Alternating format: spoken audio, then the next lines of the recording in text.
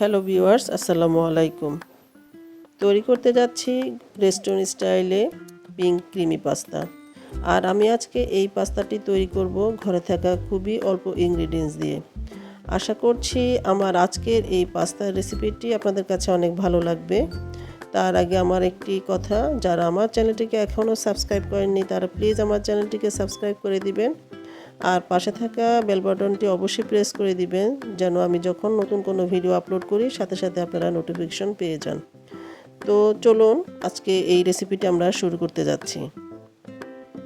তো পাস্তা তৈরি করার জন্য আমি এখানে একটি হাঁড়িতে পর্যাপ্ত পরিমাণ পানি বসিয়ে দিলাম। আর এখানে আমি 3টি বড় সাইজের টমেটো, মানে মিডিয়াম সাইজের টমেটো আমি এভাবে জাস্ট মুখের অংশটাকে কেটে নিয়ে এভাবে পানিতে দিয়ে দিলাম। এটাকে এখন আমরা ফুটতে দিব। তো আমি প্রায় 5-7 মিনিটের মতো টমেটোগুলোকে ফুটিয়ে নিয়েছি। স্কিনটা অলরেডি দেখতে পাচ্ছেন খুলে গিয়েছে। এটাকে এখন আমরা নামিয়ে এটাকে ব্লেন্ডারে ব্লেন্ড করে নিয়ে নিচ্ছি। এই ফাঁকে আমরা পাস্তাটা রেডি করে নিব। এর জন্য আমি চুলায় একটি হাঁড়িতে পর্যাপ্ত পরিমাণ পানি ফুটতে দিয়েছি। আর পানিটা অলরেডি ফুটতে শুরু করেছে। 1 টিস্পুনের মতো লবণ দিয়ে দিলাম আর 1 টিস্পুনের মতো সয়াবিন তেলটা দিয়ে দিলাম। এরপর আমি একটু নেড়েচেড়ে নিয়ে নিচ্ছি। এখন আমি এখানে 200 গ্রাম পরিমাণ পাস্তা দিয়ে দিব। আমি আজকে এই ধরনের ম্যাকারনি পাস্তাটা ইউজ করছি, আপনারা চাইলে এখানে পেনি পাস্তাটাও ইউজ করতে পারেন। তো পাস্তাটা দিয়ে এখন আমরা একটু নেড়েচেড়ে নিয়ে নিচ্ছি। আমি আজকে 200 গ্রাম পরিমাণ পাস্তা দিয়ে এই পাস্তাটা রেডি করে নিব। তো এটাকে আমি 8 থেকে 9 মিনিটের মতো ফুটিয়ে নিচ্ছি।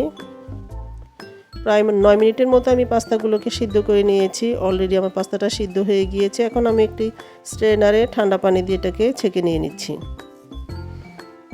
আমি একটি হাঁড়িতে প্রায় 1 টেবিল চামচের মতো বাটার দিয়েছি। বাটারটা অলরেডি মেল্ট হয়ে গিয়েছে। দিয়ে দিচ্ছি 2 টেবিল চামচের মতো ময়দা। দিয়ে এই বাটারের সাথে ময়দাটাকে ভালো মতো নেড়েচেড়ে মিক্স করে নিয়ে নিচ্ছি।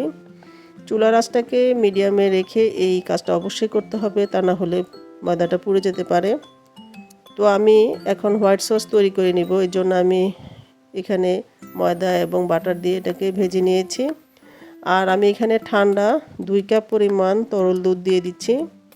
দুধটাকে একসঙ্গে দিবেন না, অর্ধেক করে দিবেন, অল্প অল্প করে দিতে থাকবেন। এরপর এটাকে আমি একটি হ্যান্ড উইচ দিয়ে ভালো মতো নেড়েচেড়ে মিশিয়ে নিয়ে নিচ্ছি, যেন কোনো প্রকার লাম্পস না থাকে। এই কাজটি অবশ্যই হ্যান্ড উইচ দিয়ে করবেন, এতে করে হোয়াইট সসটা খুব সুন্দরভাবে স্মুথলি রেডি হয়ে যাবে। এরপর আমি এখানে দিয়ে দিচ্ছি 1/2 টিস্পুনের চেয়ে কম পরিমাণে লবণ আর দিয়ে দিব 1 টিস্পুন পরিমাণ ব্ল্যাক পেপার। তারপর এটাকে নেড়েচেড়ে মিশিয়ে নিচ্ছি। তো অলরেডি দেখতে পাচ্ছেন ঘন হতে শুরু করেছে। এটা অলরেডি ঘন হয়ে গিয়েছে। এখন আমি চুলা থেকে নামিয়ে নিচ্ছি। পাস্তা তৈরি করার জন্য আমি এখানে 2 টেবিল চামচ পরিমাণ বাটার মেল্ট করে নিয়েছি আর 1 টেবিল স্পুনের মতো মিহি রসুন কুচিটা দিয়ে দিলাম। এরপর একটু ভেজে নিয়ে তারপর আমি এখানে কিছু পরিমাণ পেঁয়াজ কুচি দিয়ে দিয়েছি। তারপর এটাকে আবার ভাজতে নিয়ে নিব, ভেজে নিয়ে নিব। তো ভেজে নেওয়ার পর এখন আমি এখানে 1/2 কাপের মতো গ্রিন ক্যাপসিকাম দিয়ে দিয়েছি। চাইলে এখানে আপনারা 2-3 ধরনের ক্যাপসিকামটা ইউজ করতে পারেন। তো আমি আজকে এক ধরনের ক্যাপসিকামটাই দিয়ে দিলাম। দেখতে পাচ্ছেন এটাকে একটু ভেজে নিয়ে নিচ্ছি। আর 1 টিস্পুনের মতো চিলি ফ্লেক্স দিয়ে দিচ্ছি। চাইলে এখানে আপনারা কাঁচামরিচটাও ইউজ করতে পারেন। আর 1 টিস্পুনের মতো ব্ল্যাক পেপার দিয়ে দিলাম। তারপর সব কিছু ভালো মতো নেড়েচেড়ে মিশিয়ে নিয়ে ব্লেন্ড করে রাখা সেই টমেটো পেস্টটা এখানে দিয়ে দিলাম। তারপর এটাকে ভালো মতো মিশিয়ে নিয়ে নিচ্ছি আর সামান্য পরিমাণ লবণ অ্যাড করে দিলাম। তো 2-3 মিনিট পর এখন আমি সে আগে থেকে হোয়াইট সসটা রেডি করে নিয়েছি সেটা দিয়ে দিলাম। আমি পুরোটা দিয়ে দিইনি, অর্ধেকটা দিয়ে দিয়েছি। এরপর ভালো মতো নেড়েচেড়ে মিশিয়ে নিয়ে নিচ্ছি। মিশিয়ে নেওয়ার পর এখন আমি এখানে অ্যাড করে দিচ্ছি সেই সিদ্ধ করে রাখা পাস্তাগুলো। তারপর সব কিছু আবার ভালো মতো মিশিয়ে নিয়ে নিচ্ছি।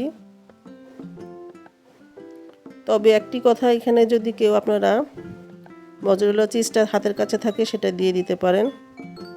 তারপরে এখানে পাস্তার ভিতরে যে প্যাকেটের মধ্যে যে মশলাটা থাকে সেটা দিয়ে দিলাম। চাইলে এখানে আপনারা অরিগানোটা ইউজ করতে পারেন বা বিভিন্ন ধরনের হার্বস ইউজ করতে পারেন।